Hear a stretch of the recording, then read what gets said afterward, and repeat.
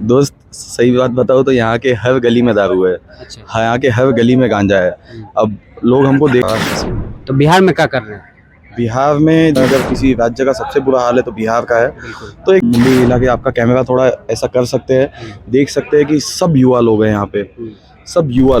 नमस्कार, Bihar world media देख रहे हैं आप और मैं हूं आपके साथ सौरभ। अभी हम मुजफ्फरपुर जिले में मौजूद हैं और बिजी हैं, लेकिन सवाल तो करेंगे क्योंकि हमें दिख गए हैं। क्या नाम हुआ सर आपका? मेरा नाम यश हुआ। कहाँ से हैं सर आप? मैं महाराष्ट्र से हूँ। तो बिहार में क्या कर रहे हैं? बिहार में जब मुझे पता चला कि मैं प्रशांत किशोर जी को बहुत दिनों से जानता हूँ, अच्छा। और जब मुझे पता चला कि बिहार में ऐसा कुछ वो एक प्रयास कर रहे हैं तो कुछ माध्यम से उनसे जुड़ने का मौका मिला। तो इसी कारण मैंने सोचा कि अब आपको भी पता है बिहार की स्थिति कि पूरे देश में अगर किसी राज्य का सबसे बुरा हाल है तो बिहार का है। तो एक दिल से एक इच्छा भी होती है कि बिहार का एक उत्थान हो, और प्रशांत जी जिस लेवल पे इसका प्रयास कर रहे हैं, अगर मेरा भी अगर उसमें कुछ कंट्रीब्यूशन हो तो इससे बहुत अच्छा होगा। इसीलिए इसे सोच के मैं आया हूँ। नहीं तो आम तौर पे देखा जाता है कि बिहार के लोग ही प्रदेश जाते हैं, आप वापस महाराष्ट्र से बिहार आए हैं, तो इसमें क्या लग रहा है? नहीं, ऐसा है कि जब मैंने प्रशांत जी को पहले सुना कि बाहर राज्यों से भी यहाँ पे लोग आने चाहिए, यहाँ पे आके काम करने चाहिए, तो क्यों ना हम ही उसका फर्स्ट एग्जाम्पल हो। तो यही सोच के हम लोग आ गए यहाँ पे और मेहनत कर रहे हैं, बिहार के लोगों को समझा रहे हैं, समझा बुझा रहे हैं कि कैसे एक नई राजनीतिक पहल बिहार में करनी है हम सब ने।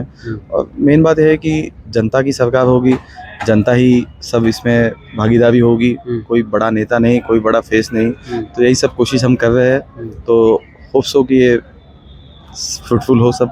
आप लोग क्योंकि बाहर से आए हैं तो बिहार का जो सिस्टम है, बिहार में आप लगातार चल रहे हैं, क्या लग रहा है बिहार को देखकर? नहीं, बिहार को देखकर तो देखिए, अब पदयात्रा में हम लोग भी काफ़ी दिनों से चल रहे हैं यहाँ पे। जैसे आप प्रशांत जी के भाषण में भी सुनते होंगे कि जब पदयात्रा के दौरान 50 बच्चे, सैकड़ों बच्चे पदयात्रा के सामने दौड़ते रहते हैं, और प्रशांत जी जो कहते हैं कि आधे से ज़्यादा बच्चों के आंग पे शुद्ध कपड़ा तक नहीं है।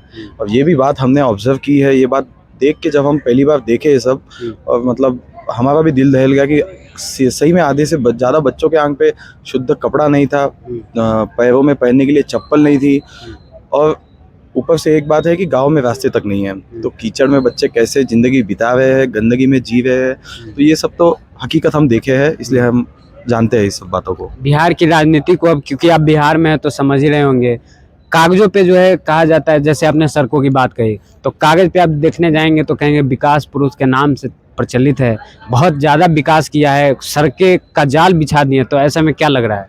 देखिए, रोड कंडीशंस अगर देखी जाए तो पहले से थोड़ी इम्प्रूव्ड है, लेकिन अगर जाया जाए कि ग्रामीण जब आप इलाके देखते हो तो वहाँ पे रोड का काफ़ी अभाव है।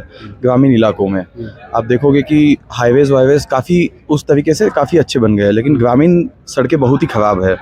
तो इस पे बिहार सरकार को काफ़ी काम करने की ज़रूरत है। अब आप पदयात्रा के दौरान भी देख रहे होंगे कि यहाँ तक पानी भरा हुआ है सब पदयात्रा में, और उसी में से चल रहे हैं। तो यही सब मेन बात, ये दिखावा करने का पदयात्रा नहीं है। मेन बात लोगों को ये समझ में लाना है कि इतनी दिक्कतों में आप जी रहे हो, अगर फिर भी आपके मन में अगर इसके खिलाफ कुछ हो नहीं रहा है तो मतलब क्या ही जी रहे हो आप। तो क्या लग रहा है इस पदयात्रा से जिस प्रकार से युवाओं की टोली जुड़ रही है, तो भविष्य में कुछ बेहतर देखने को मिलेगा? नहीं, बिल्कुल बिल्कुल, आप देखिए, अब देखिएगा यहाँ पे आप आसपास मुंडी हिला के आपका कैमरा थोड़ा ऐसा कर सकते हैं, देख सकते हैं कि सब युवा लोग हैं यहाँ पे, सब युवा लोग अलग अलग प्रदेश से, अलग अलग गाँव से यहाँ पे आए हुए हैं, और उनको सबके मन में एक ही भावना है, कोई यहाँ पे कुछ कर रहा है, कोई यहाँ पे कुछ कर रहा है, लेकिन सबके मन में एक ही भावना है कि कुछ भी हो जाए, बिहार में एक बदलाव होना चाहिए, बिहार में एक जनता का सरकार बनना चाहिए। कितने साल भी यहाँ बड़े बड़े नेताओं ने खूब वादे किए हैं, खूब प्रचलित भाषण किए हैं, लेकिन जातिवाद से बढ़कर किसी ने बिहार को देखा नहीं। और ये जनसुराज पहला एक ऐसा है जो जातिवाद से ऊपर उठ के देख रहा है, एक आम नज़रिए से आम जनता को देख रहा है। तो नई सोच है, थोड़ा वक्त लगेगा, लेकिन डेफिनेटली हमने भी बहुत सारा वीडियो देखा तो उसमें जन स्वराज का मतलब समझाया गया, जन मतलब जनता और सुंदर राज, यानी जनता का सुंदर राज। लेकिन वर्तमान जो परिवेश है उसमें जनता का सुंदर राज हमें देखने को नहीं मिला, नेताओं का सुंदर राज जरूर है। नहीं, वही बात है, यही सब बात है कि ऐसा अमूमन देखा गया है कि जो नेता नीचे से ऊपर भी उठ के जा रहा है, अब समझ लो एक मुखिया है, वो वार्ड मेंबर से मुखिया बन रहा है मेहनत करके, लेकिन जब वो पोजीशन पे पहुंच जाता है तो वो वैसी एक्टिंग करने लगता है, वैसे ही पैसा कमाना है, वैसे ही ये कब करता है। कुछ कुछ एक्सेप्शंस भी देखे गए हैं, लेकिन बहुत सी जगह हम देखे हैं कि करप्शन पीक पे है, और ये हम ऑब्जर्व किए हैं। जो लोग बन के जाते हैं वो भी ऐसे ही पीक पे रहते हैं। तो धीरे धीरे सिस्टम चेंज होगा, अगर लोग जागरूक हो जाएंगे तो धीरे धीरे ये सब सिस्टम चेंज होगा। बिहार में दारूबंदी आप सुने होंगे, क्योंकि आप महाराष्ट्र से हैं और बिहार आए हैं। दारूबंदी आपने सुना होगा। आप बिहार में किस तरीके से ऑब्जर्व कर रहे हैं दारूबंदी को? दोस्त सही बात बताओ तो यहाँ के हर गली में दारू है। अच्छा। यहाँ के हर गली में गांजा है।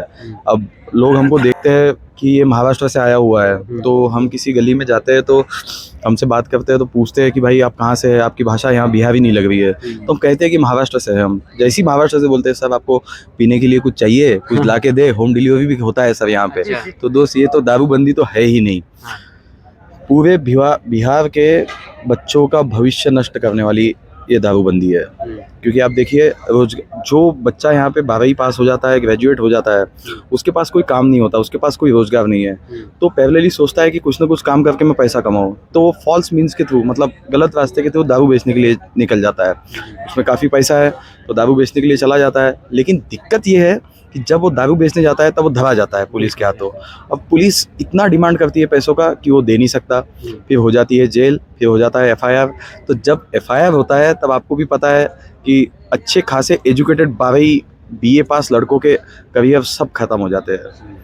तो ये बिल्कुल थर्ड क्लास दारूबंदी है, बिल्कुल गलत डिसीजन है। और आप ये भी तो सोचिए कि जो यहाँ पे लोकल लोग रहते हैं, जैसे हम बहुत से गाँवों में देखे कि जो ताड़ी का व्यवसाय करते हैं, तो अब ऐसा है कि वो कितने बहुत संख्या में लोग हैं, तो उनके भी एक रोजगार पे एक हैम्पर है।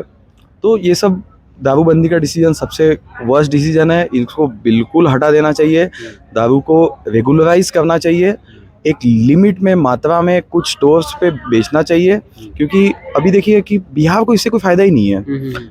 एक तो रेवेन्यू भी जा रहा है, करप्शन बढ़ गया है, और इसका पूरा फ़ायदा आसपास के जो स्टेट्स है, जैसे यूपी हो गया, बंगाल हो गया, बिहार हो गया, अपना झारखंड हो गया, नेपाल हो गया, ये सब इसका दारूबंदी का फ़ायदा उठा रहे हैं। तो अब नीतीश कुमार जी तो बहुत बड़े नेता हुए, अब जब वो इतनी अपनी बुद्धि नहीं लगा सक रहे हैं तो फिर इस पर क्या ही बोला जाए। चलिए, बहुत धन्यवाद सर। जी जी, बहुत बहुत धन्यवाद। तो महाराष्ट्र से आए हुए थे और बिहार की जो व्यवस्था है इन्होंने देखी, उस पर इन्होंने बेबाकी से अपनी बातों को रखा। फिलहाल आप बिहार वर्ल्ड मीडिया देख रहे थे। बहुत धन्यवाद।